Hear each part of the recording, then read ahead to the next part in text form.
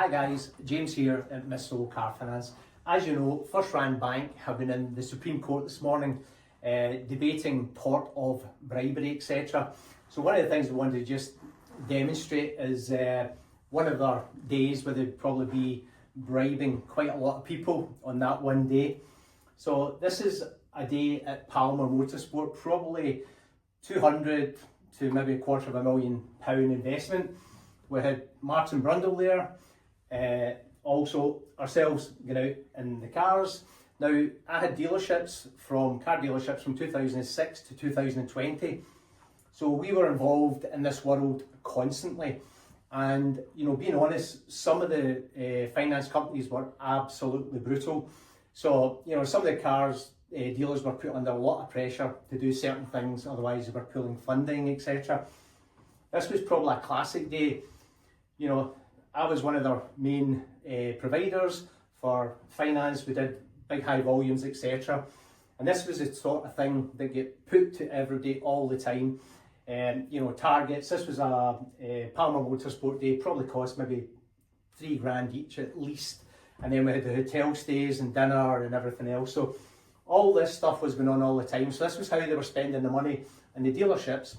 And it really wasn't until probably 2020, whenever COVID hit, that I would say the finance companies really showed their true colours, and they just left everybody high and dry. You've seen it with the Volkswagen one at, you know, fined 5.4 million, pay back customers 21 million, etc.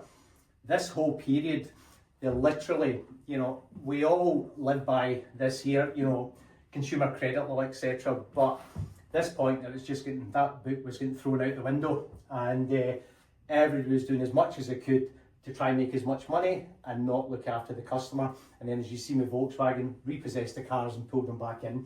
So literally, that was just one day alone, probably £250,000, and everybody was in that all the time. It was a very, I don't know, like upsetting, powerful environment, etc. Dealerships were under pressure from the finance companies.